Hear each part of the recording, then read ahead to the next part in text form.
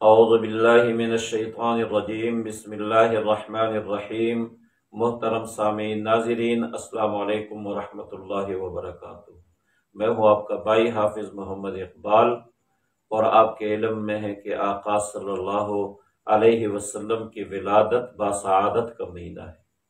جب ربیع الاول کا چاند نکلتا ہے تو پوری دنیا میں مسلمان جہاں کہیں ہوتے ہیں اپنے آقا فدیت ابی و امی صلی اللہ علیہ وسلم سے عشق، محبت اور پیار کا اظہار کرتے ہیں۔ اس بات پر مفسرین کا، محدثین کا، اہل سیر کا اتفاق ہے کہ آقا کی ولادت اصحاب فیل والے سال ہوئی۔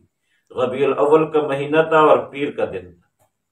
تاریخ کون سی تھی اس بات کو چھوڑ، جب آپ کے دل میں آقا کا خیال آئے اور آپ کا دل عشق کی وجہ سے مچل جاتا ہے تو سمجھ لو کہ آپ عاشق رسول ہے۔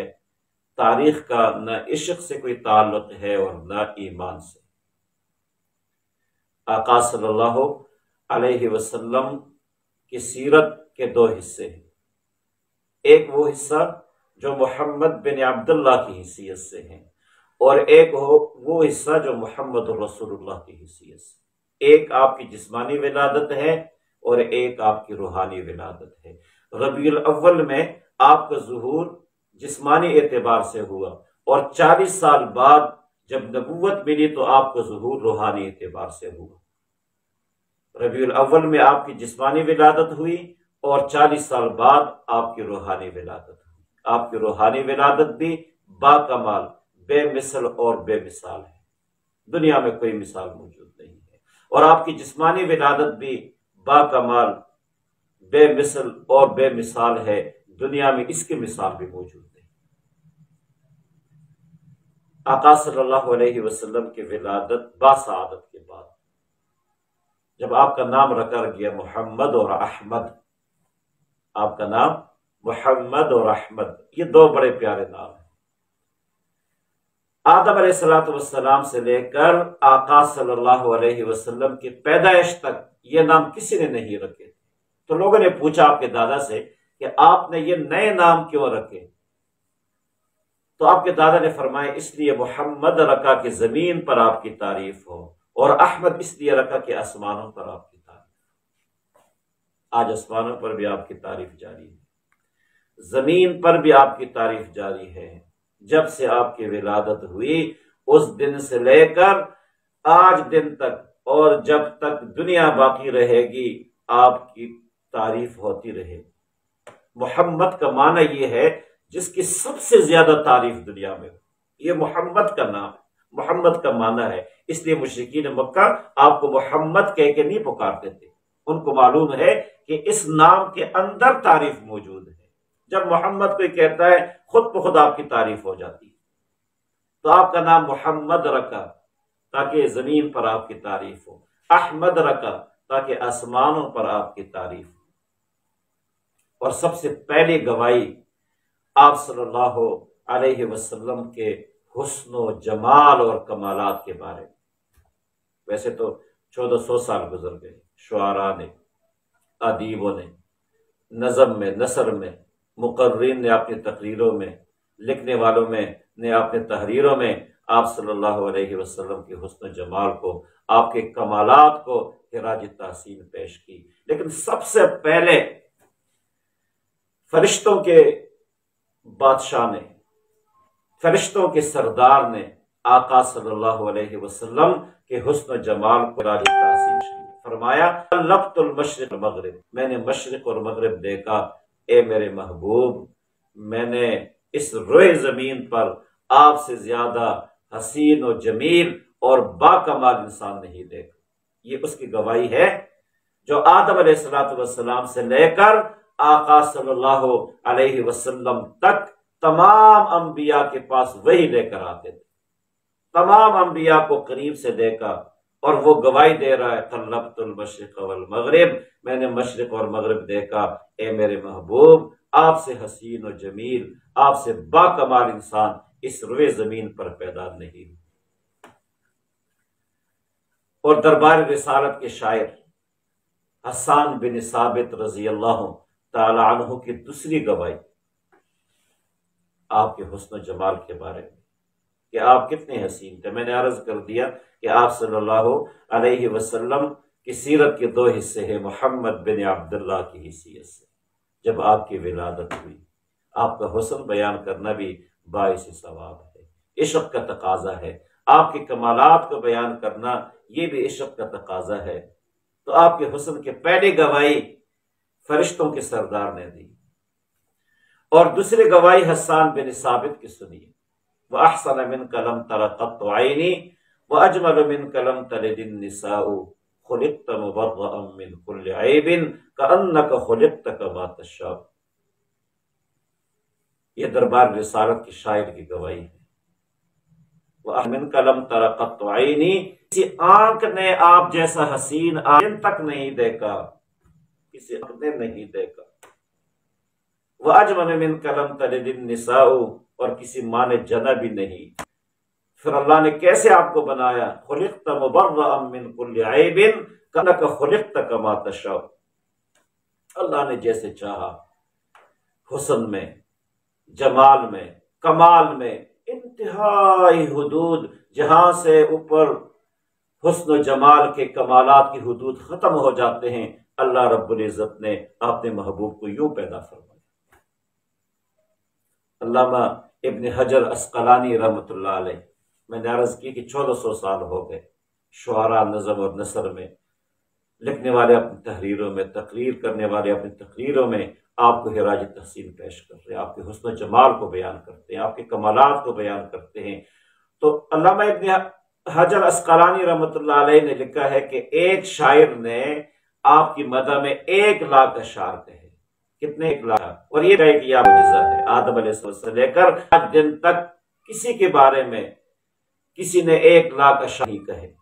1,00,000 اشعار کہنے کے بعد اس شاعر نے لکھا ہے تکی ہے فکر رساں اور مدح باقی ہے، تکی ہے فکر رساں اور مدح باقی ہے، قلم ہے آب لپا مدح باقی ہے، تمام عمر لکھا اور مدح باقی ہے۔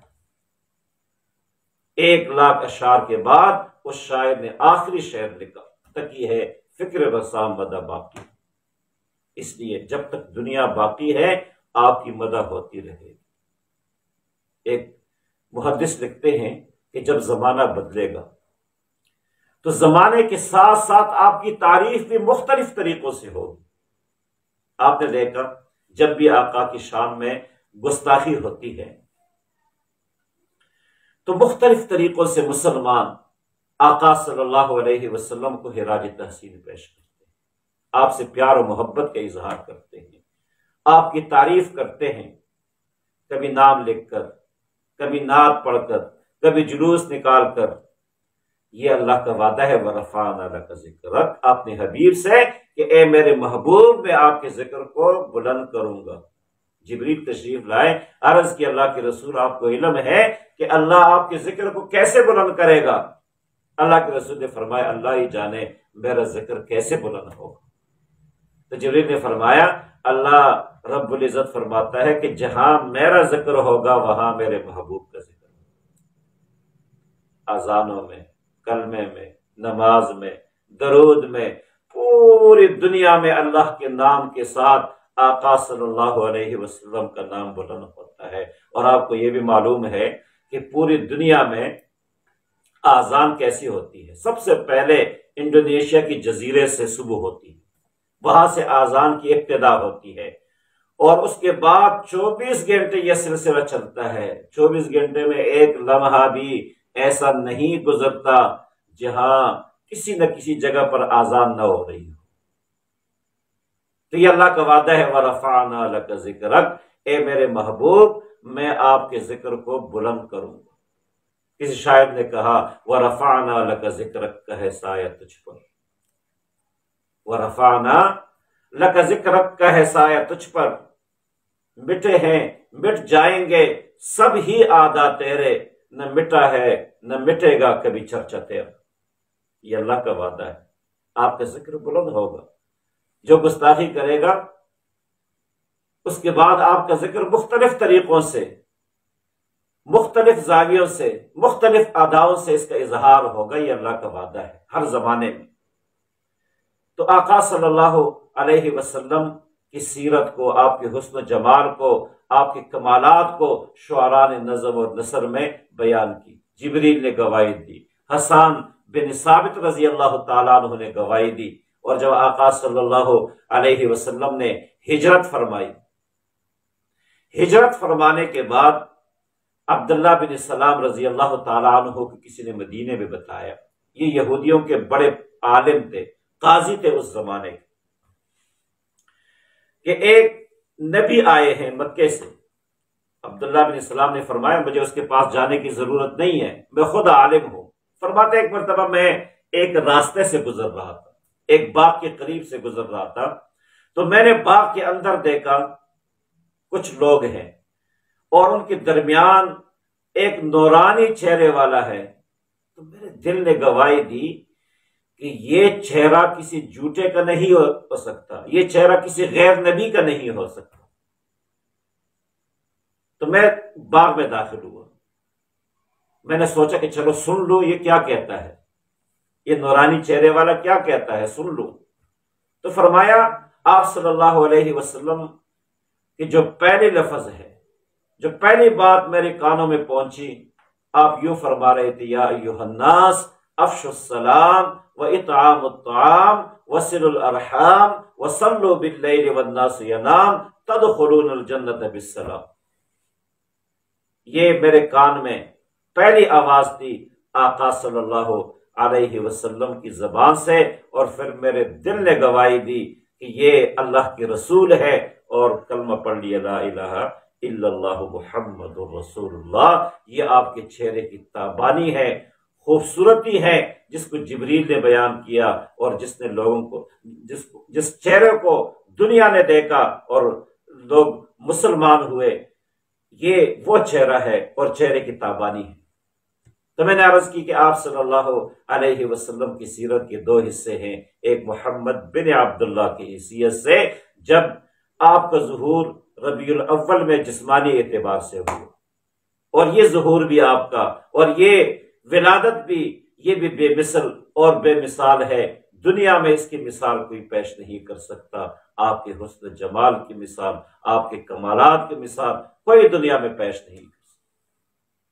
اللہ رب العزت نے آپ کو ایسے کمالات سے نوازا تھا، حسن و جمال سے نوازا تھا، اخلاق سے نوازا تھا، تو ہماری ذمہ داری ہے، ربیع الاول یوں ہی گزر جاتا ہے، عشق کا تقاضا ہے کہ ہم آقا سے دلی محبت پیدا کریں، آقا کے نقش قدم پہ چلیں، اور جب آقا صلی اللہ علیہ وسلم کی حرمت کا مسئلہ ہو، تحفظ ناموس رسالت کا مسئلہ ہو، تو اس وقت ہم اپنی جان کے نذرانے پیش کرنے کے لیے تیار ہو جائے، تو یہ عشق کا تقاضا ہے۔ تو اللہ ہم سب کو عمل کرنے کی توفیق عطا فرمائے۔ جزاکم اللہ خیرا، احسن الجزا۔